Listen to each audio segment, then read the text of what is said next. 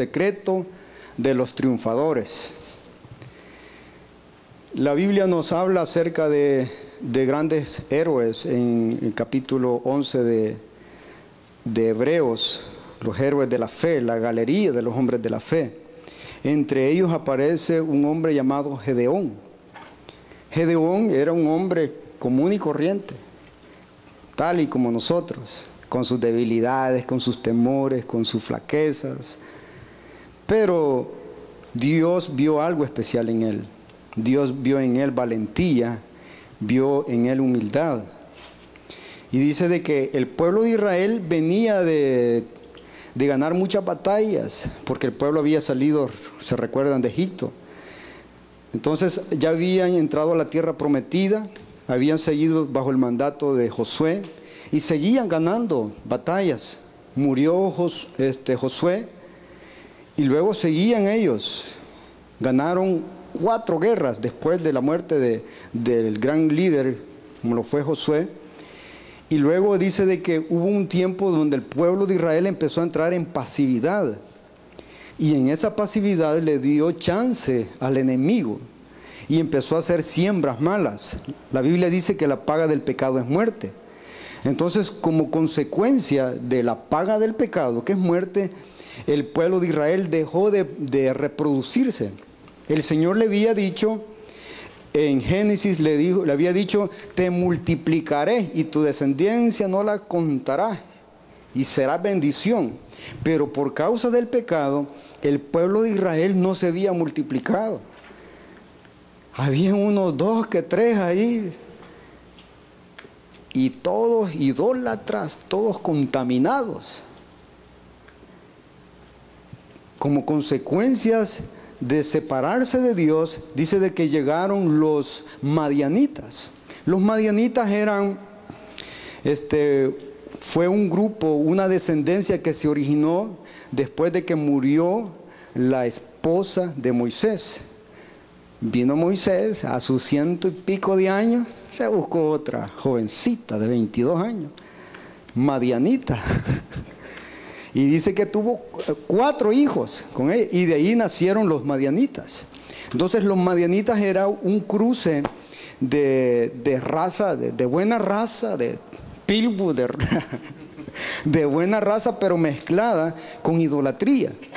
Entonces estos madianitas, conforme el tiempo, se convirtieron en enemigos de Dios, en enemigos del pueblo de Israel. Y cuando llegamos a Jueces capítulo 7, dice de que el pueblo de Israel estaba cruzando por 7 años de vacas flacas. 7 años donde no miraban la de ellos. Andaban como vaca de pueblo, dice. No le sacaba ninguna gota de leche. Mal comido, dice, y bien ordeñado. Y no miraban la de ellos porque venían los madianitas, que era un ejército grande, numeroso. Dice de que esperaba que ellos hicieran sus sembritas de frijol, de maíz, de trigo. Y cuando ya la cosecha estaba ya a punto de levantarse la cosecha, llegaban los madianitas y barrían hasta con las tuzas y con los olotes, con todo barrían, no le dejaban nada. Y se quedaban los judíos. Otro año más de miseria, otro año más de pobreza.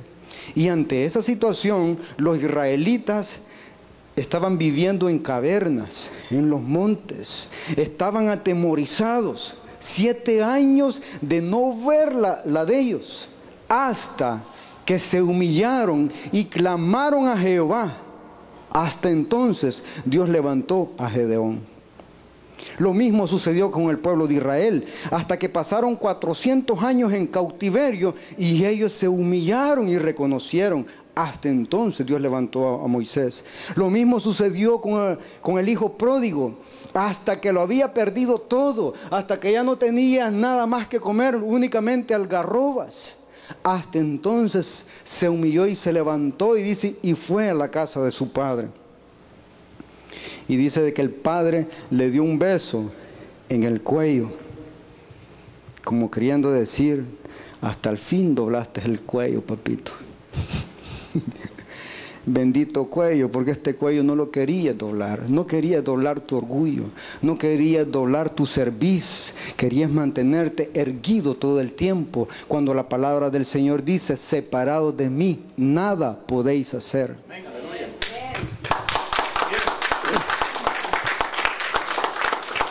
Y en este capítulo quiero hablar de 3 secretos que se encuentran en este capítulo para lograr un triunfo en esa área de su vida. No sé qué área de su vida está cruzando en crisis, en sequedad, que apenas ha sembrado, ya está contemplando la cosecha, está diciendo, gloria a Dios, porque hoy sí vamos a comer frijoles nuevos, mujer, con tortillitas nuevas. A lo mejor ya está sintiendo el olorcito a atol de elote. A lo mejor ya está viendo esa bendición, que ya las cosas van a empezar a entrar en esa dimensión de bonanzas, cuando viene el enemigo y le dice, tusquia. Y usted se queda viendo al enemigo que es más fuerte, únicamente, allá va mi paleta. Allá va, cuando están validos de la tusquia, allá va mi sorbete, allá va mi Coca-Cola. Únicamente se quedaban viendo la bendición que se les iba sin poder hacer nada. Entonces, ¿qué área de su vida está así en sequedad? El primer secreto que Dios nos da en esta porción de la palabra está en tener un carácter de humildad. En tener un carácter de humildad. Lo dice en el versículo 2 del capítulo 7, dice, y Jehová dijo a Gedeón, el pueblo que está contigo es mucho para que yo entregue a los madianitas en su mano. No sea que se alabe Israel contra mí, diciendo, mi mano me ha salvado. En otras palabras, yo como ya conozco que todos los hombres tienden inconscientemente, por naturaleza, tienden al orgullo. Porque la palabra del Señor dice, engañoso y perverso es el corazón. Yo como sé que ya sé que padecen del orgullo, les dijo, el pueblo es mucho. Ya después van a decir, no, pues como éramos bastantes, por eso. Lo mismo que le estaba diciendo Satanás a Jesús, ¿crees que en balde sirve Job a ti? Le di, mira todo lo que le has dado, le dijo. ¿Cómo que no te va a servir? Le está diciendo. Pues para que veas que mi siervo Job es justo, le quitó todo. Entonces lo mismo estaba haciendo, le estaba quitando a todos esos miles de soldados, a los soldados que todavía tenían, para que al recibir la victoria no se fueran a envanecer a decir, lo logré por mis esfuerzos, lo logré por mis méritos. La Biblia dice, el caballo se prepara para la batalla, y gloria a Dios, hay que pastear ese caballo, hay que ponerle buena montura, pero también la palabra del Señor dice, pero la victoria viene de Jehová.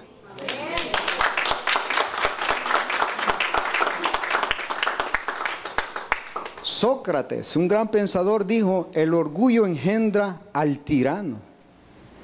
El orgullo, cuando inútilmente ha llegado a acumular imprudencias y excesos, remontándose sobre el más alto pináculo, se precipita en un abismo de males, del que no hay posibilidad de salir. Nabucodonosor dice que en el versículo 20 del capítulo 5 de Daniel, dice, pero cuando su corazón se enalteció y su espíritu se endureció en su arrogancia, fue depuesto de su trono real y su gloria le fue quitada. La gloria de Faraón, de Nabucodonosor. ¿Por qué? Porque Nabucodonosor, un capítulo antes había dicho, ¿no es esta la Babilonia que yo edifiqué? Miren todo lo que he hecho. A mí me ha costado con mis propios desvelos, con mi propia inteligencia para dominar, el liderazgo que ejerzo, la creatividad, la unción que tengo, que nomás me quito el saco y empiezan a oír los malos espíritus. Empezó a envanecerse en su necio corazón. Y por eso dice de que como Dios no comparte su gloria con nadie, le llegaron 7 años de vacas flacas a Nabucodonosor. Y dice de que empezó a comer zacate del más espeso, del más amargo. Perdió la razón, perdió el discernimiento, perdió la lógica. ¿Por qué? Por el orgullo. Porque la Biblia dice, el orgullo del hombre lo abate. Voltaire dijo, aquel que es demasiado pequeño tiene un orgullo grande.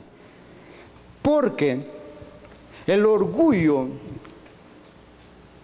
se camuflajea también, se camuflajea con pequeñeces. Como alguien le dijo a un hermano, usted es el humilde más orgulloso que he visto, le dijo. Se camuflajea el orgullo. Y el orgullo es realmente lo que nos separa de la bendición del secreto de los triunfadores. Ese es un secreto que debe guardar un triunfador. Debe ser humilde y no autoengañarse. Por orgullo se han perdido cuántas cosas. En Proverbios 4:18 dice, mas la senda de los justos es como la luz de la aurora que va en aumento, en resplandor hasta que es el pleno día. El camino de los impíos es como las tinieblas. No saben en qué tropiezan. Si estamos en Cristo, estamos llamados a ir como la aurora que va en aumento, como lo fue José. José no vino de más a menos, él vino de menos a más.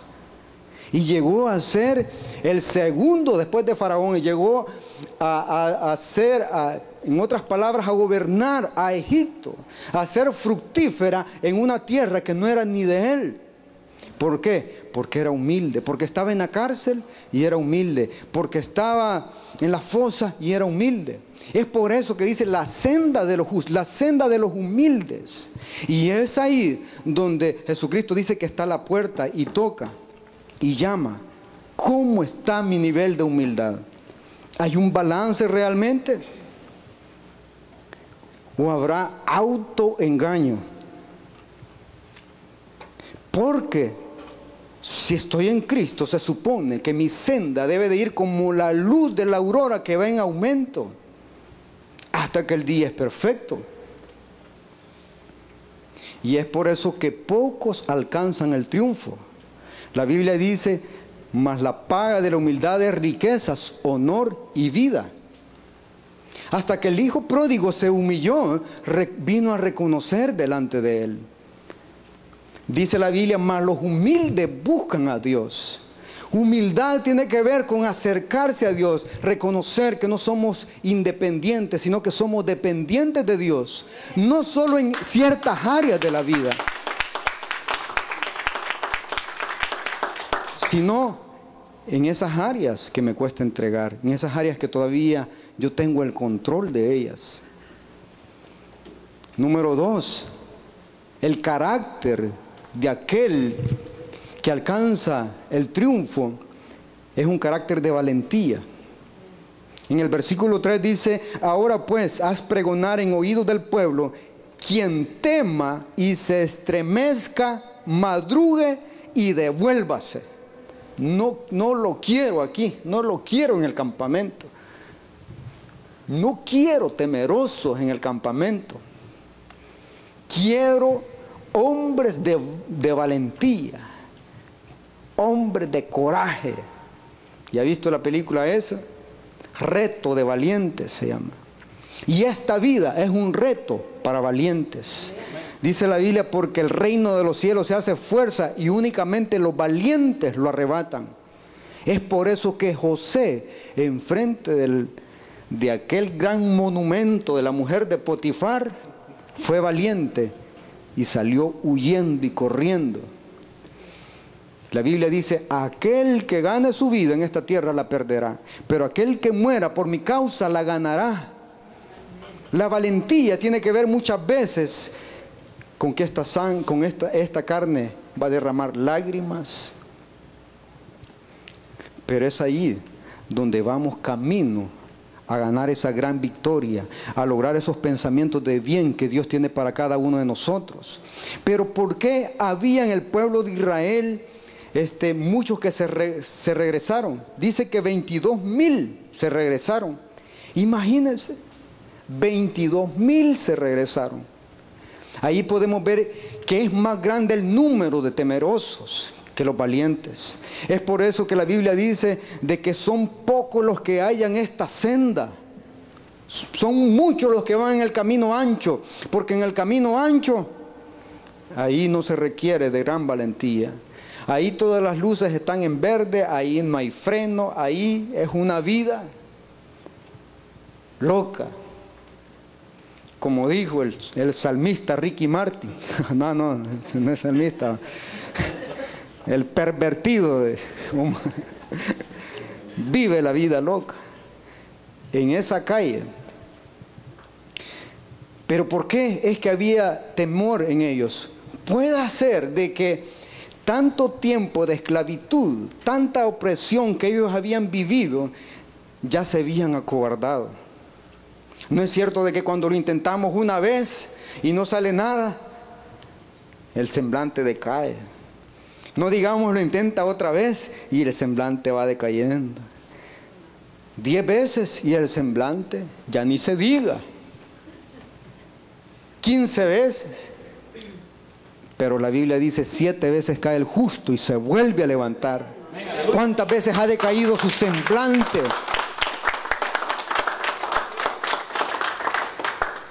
A lo mejor tanta opresión, tanto hábito del mundo, tantas costumbres de temor bien arraigadas que nos hacen cobardes, que nos hacen a las primeras de cambio desistir y no persistir, acostumbrados a un sistema, a un patrón mental de temor, acostumbrados a un patrón mental de miedo, de acobardarse, de desistir, de falta de determinación, a un sistema, a un patrón. No era para menos, 22,000 fueron los que mejor se regresaron.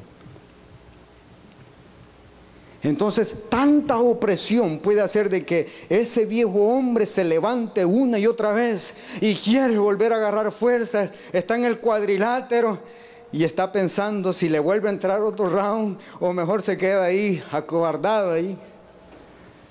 Pero es ahí donde debo de recordar Rocky 5, Rocky 4, y con todo moretado ahí la lucha. Nos costó ganar esta. Aleluya. Y ahí todo sangrentado, con pomada por todos lados. Por eso la palabra dice, mas el que perseverare hasta el fin, este será salvo.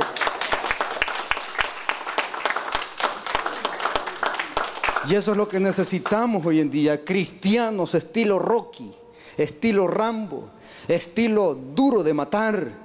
Cristianos que no se den por vencidos, aunque se levante esa costumbre, aunque esa opresión. Recuerde que los israelitas ya llevaban 400 años como esclavos y ellos venían a romper todos esos patrones. Es por eso que estaban en el desierto y decían, mejor nos hubieras dejado allá comiendo ajo con cebolla, que chile verde, pacayas, pero nos trajiste aquí a morir en el desierto. ¿Por qué? Porque había un sistema tan arraigado en ellos de que ya hasta querían regresarse. Ya por poco y dejan solo a Moisés ahí.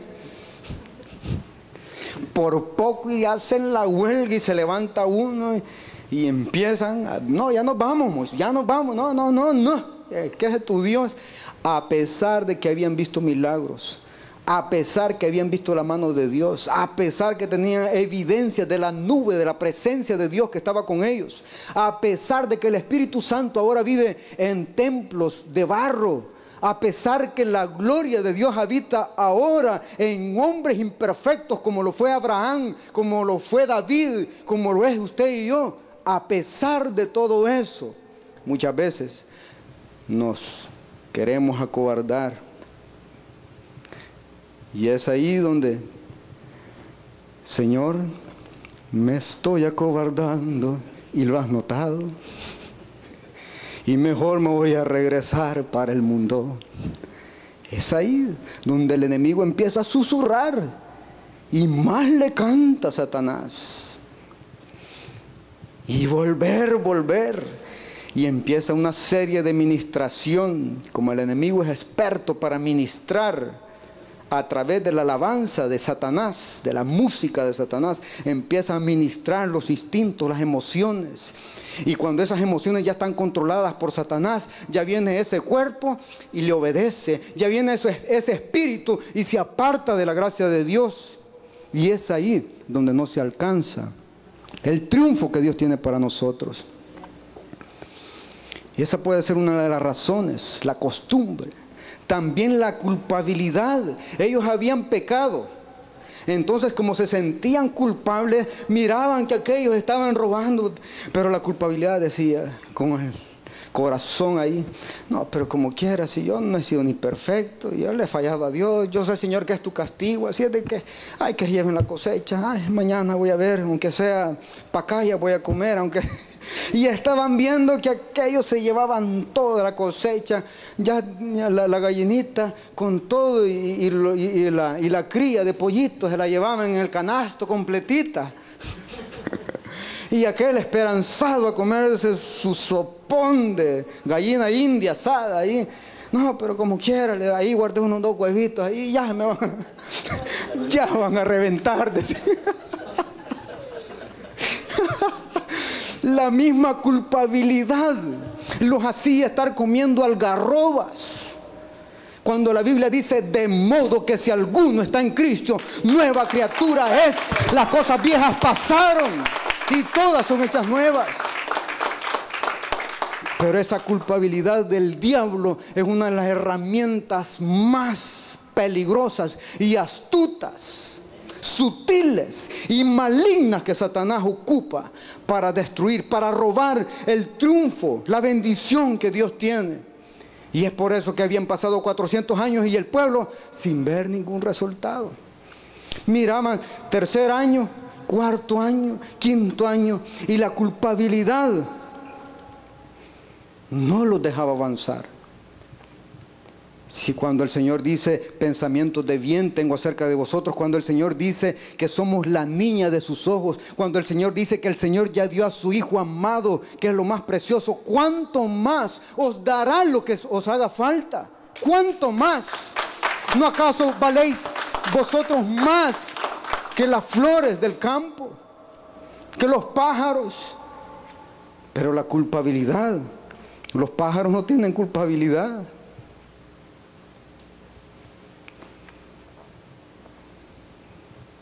Pero en el nombre de Jesús reprendo ese espíritu de culpabilidad, porque aquí estamos los valientes, los que vamos a poseer la tierra para la gloria de Dios.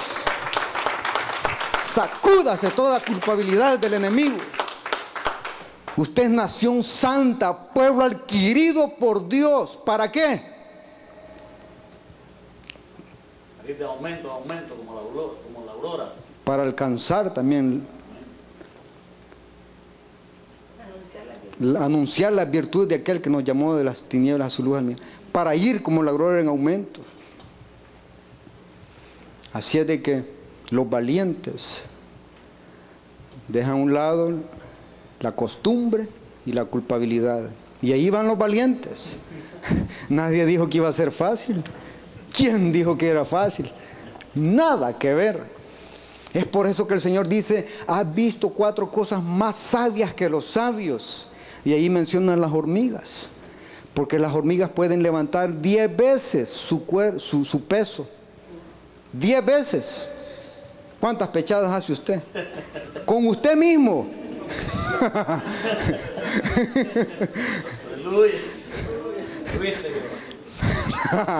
Ya me viste, Señor. Con usted mismo.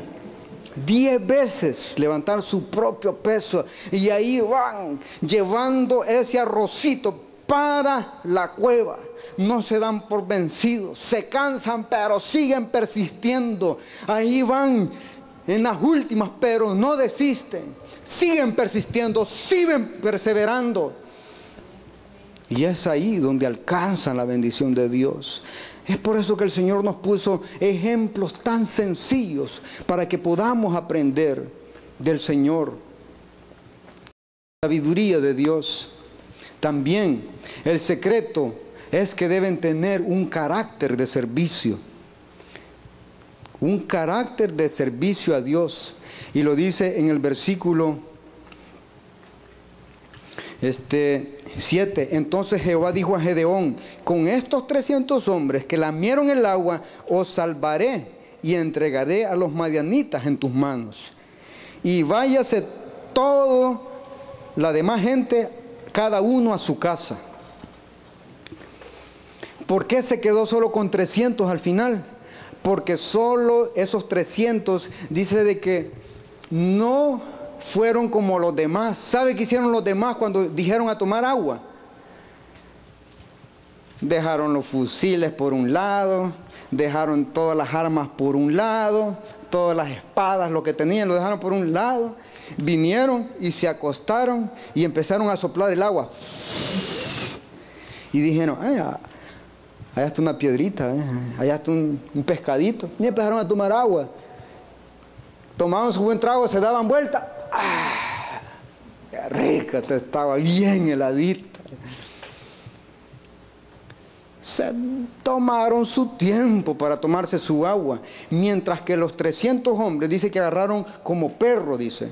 ¿Sabe cómo hacen la lengua los perros? Dejen así, la envuelven y hacen como un guacal y lo llevan ahí. Entonces, no es que ellos todavía ni que hayan tenido una gran lengua que agarrar. No, sino que agarraron con la mano y con la otra mano tenían la mano en la escopeta y estaban tomando, por si al caso venía el enemigo, estaban tomando agua, pero estaban armados. Tomaban agua, pero estaban con el ojo del Cristo, como decían los fariseos hipócritas, tomando agua.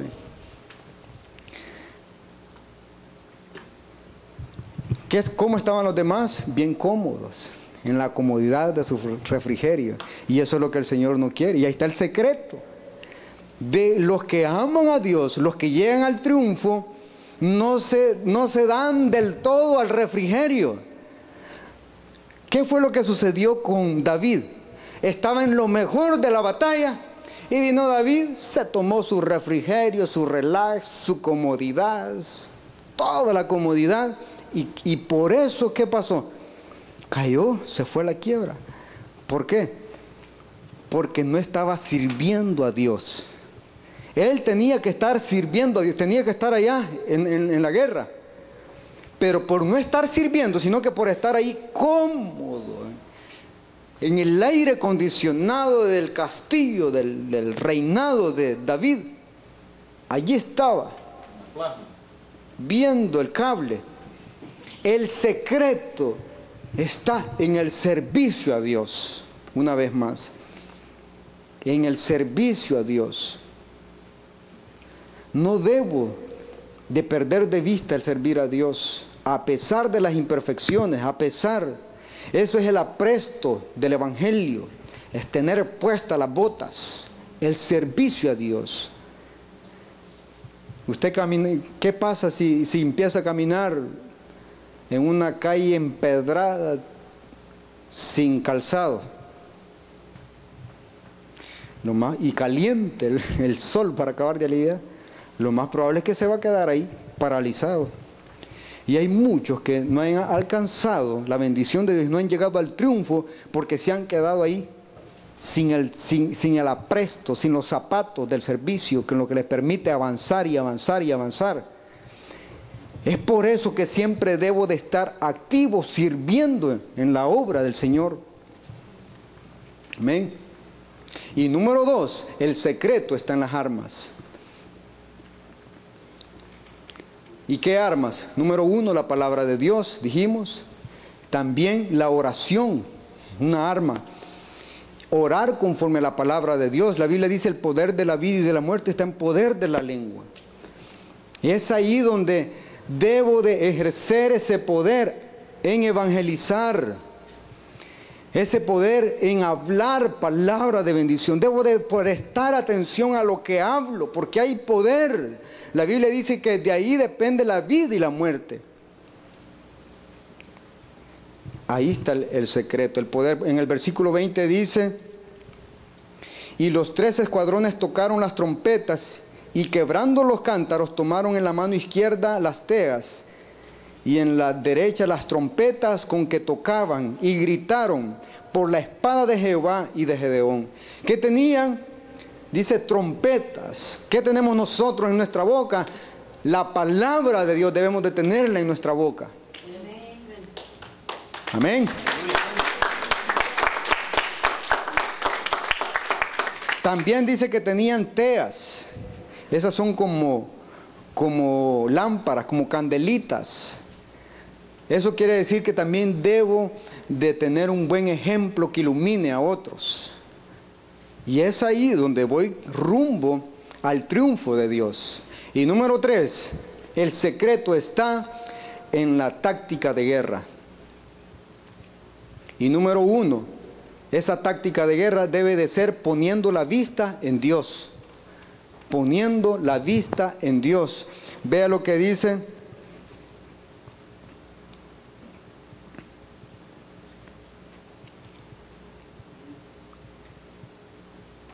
En versículo 20, y los 3 escuadrones tocaron las trompetas. Versículo 21, y estuvieron firmes cada uno en su puesto en derredor del campamento. Entonces todo el ejército echó a correr dando gritos y huyeron. Los 300 tocaban las trompetas, y Jehová puso la espada de cada uno.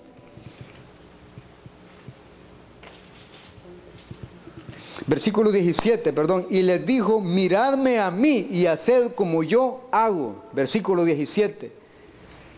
Miradme a mí. El secreto está en la táctica de guerra, poniendo la mirada en Dios. Si pongo la mirada en Dios, miradme a mí como yo hago. Jesucristo dijo: aprended de mí, pongan la mirada en mí. Y fue lo que sucedió con Pedro. Dejó de poner la mirada en Jesucristo y luego se empezó a hundirse. Es lo que va a pasar si dejo de poner la mirada en Dios.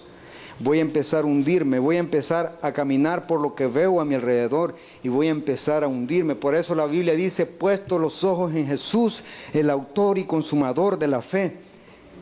Puede hacer que a su alrededor no vea nada atractivo, pero todo triunfador tiene puesta la mirada en Dios. No tiene puesta la mirada en sus defectos, no tiene puesta la mirada en sus incapacidades, no tiene puesta la mirada en sus limitaciones, no tiene puesta la mirada en los errores del prójimo, no tiene puesta la mirada en cuántos impedimentos físicos o intelectuales o etcétera. Tiene puesta la mirada en Jesucristo. Por eso dice: puesto los ojos en Jesús.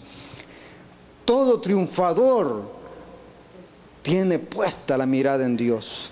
Es un hombre que no camina por vista, sino que camina por fe, viendo al Rey de Reyes. Aquel que dijo: no te dejaré ni te desampararé.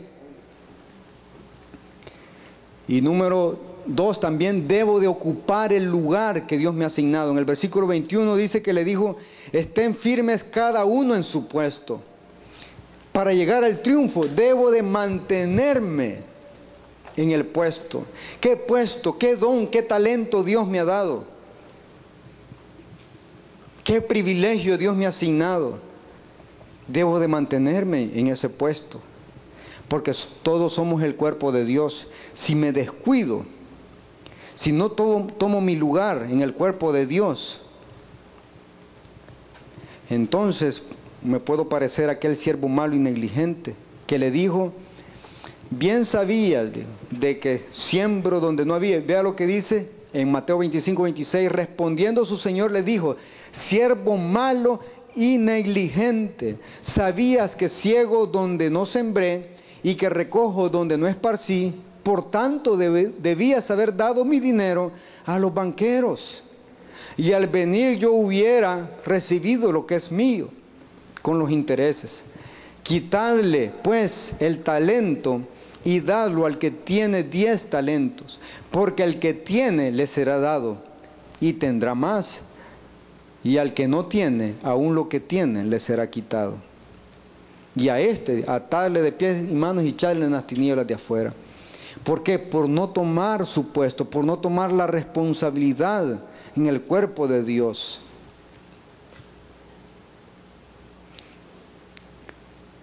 Porque al que tiene le será dado.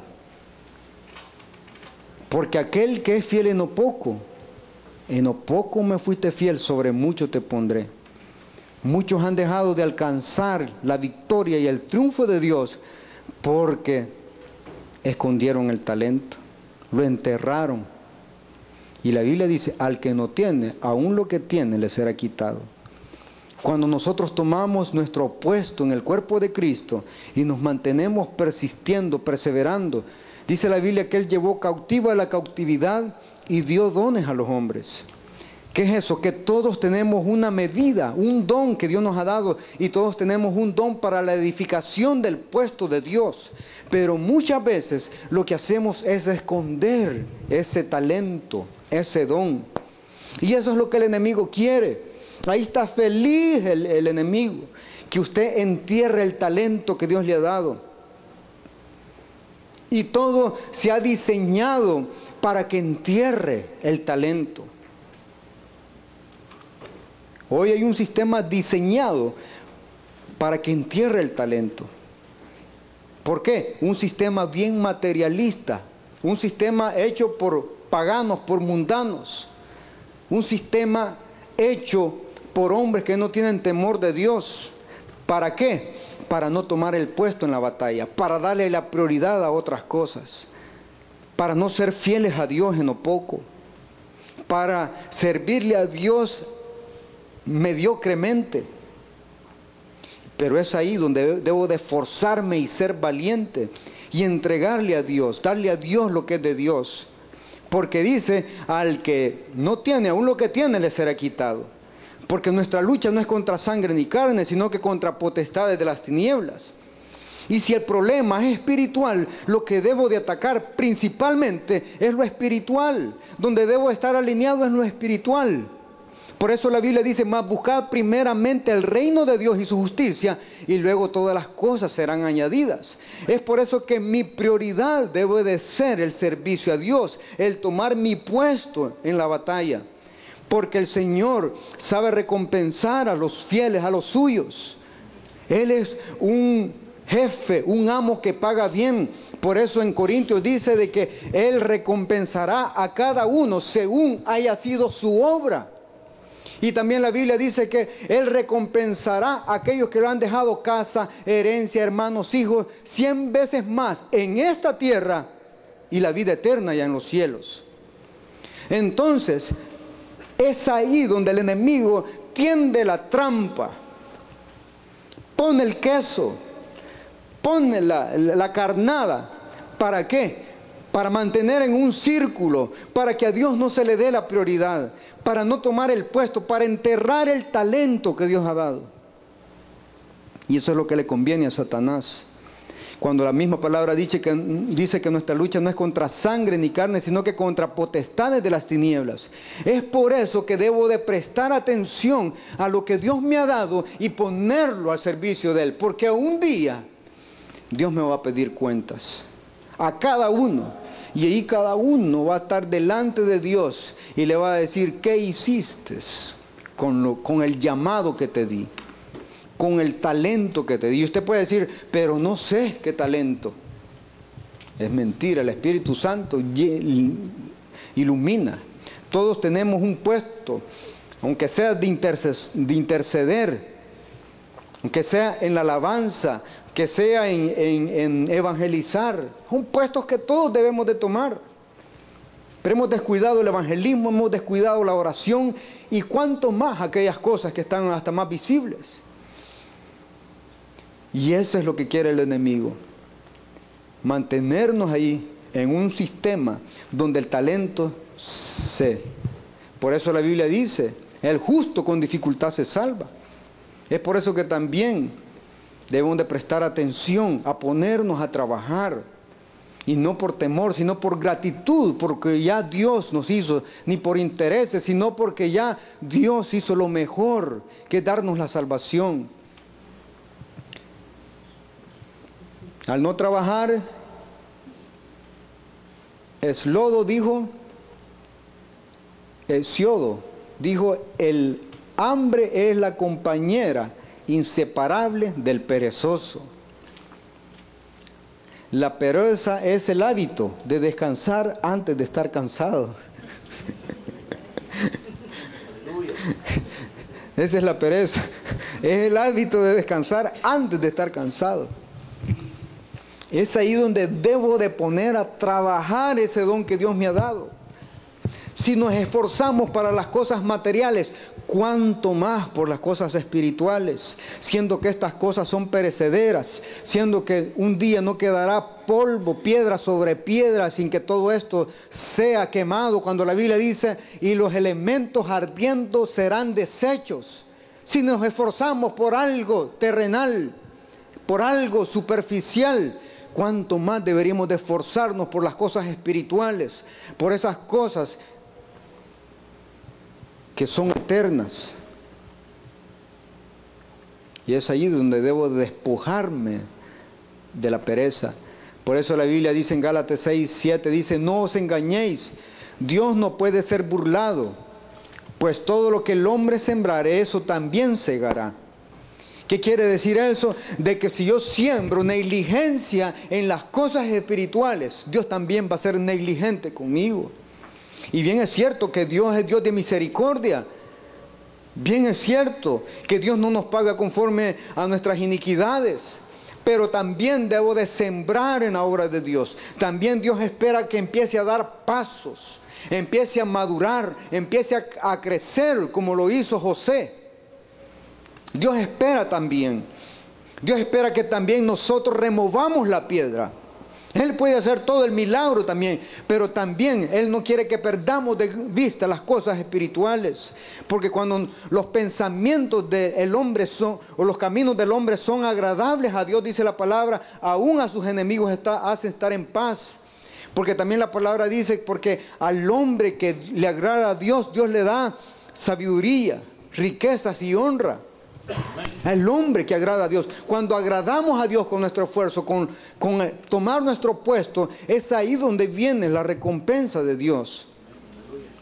Por eso la Biblia dice, con tus ojos mirarás y verás la recompensa de los impíos. Así es de que hay que estar dispuestos también a sacrificarnos, porque no puede haber un servicio si no estoy dispuesto a sacrificarme. Ya Jesucristo ya se hizo el sacrificio más grande, pero también espera que también nosotros nos sacrifiquemos. Ejemplos he dado, dice el Señor. El Señor espera también que me sacrifique para su honra y su gloria. ¿Y cuándo me voy a sacrificar? Cuando empiece a madrugar más para estar en la casa de Dios. ¿Cuándo me voy a sacrificar más? Cuando empiece a evangelizar más. ¿Cuándo me voy a sacrificar más? Cuando me empiece a levantar 15 minutos antes para orar. ¿Cuándo? Cuando voy a andar orando.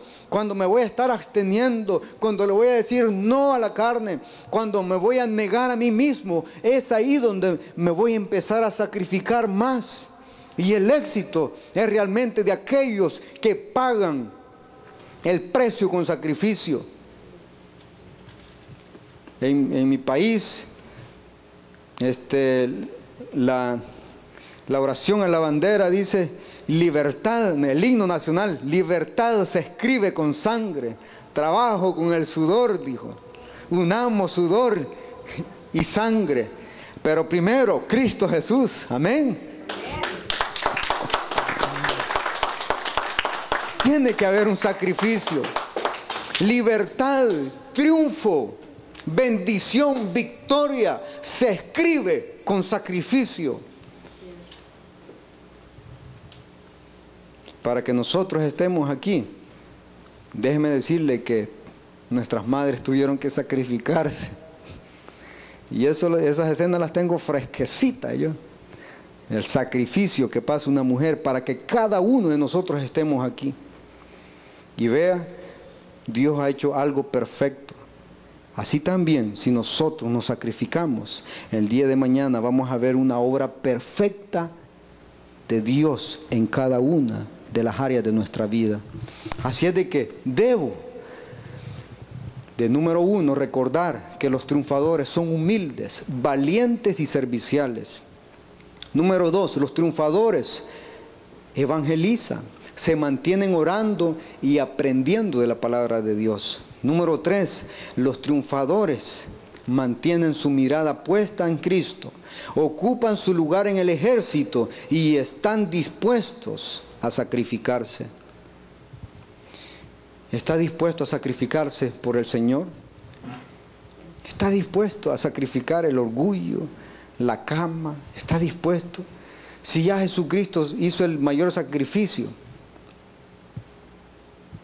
ahora nosotros, el Señor va a multiplicar. Por eso dice la Biblia, si tuvieres fe como un grano de mostaza. Dios no le pide la gran cosa, pero sí pide una prima, un down de sacrificio, de humildad, de valentía. Pide un down de oración, de palabra de Dios.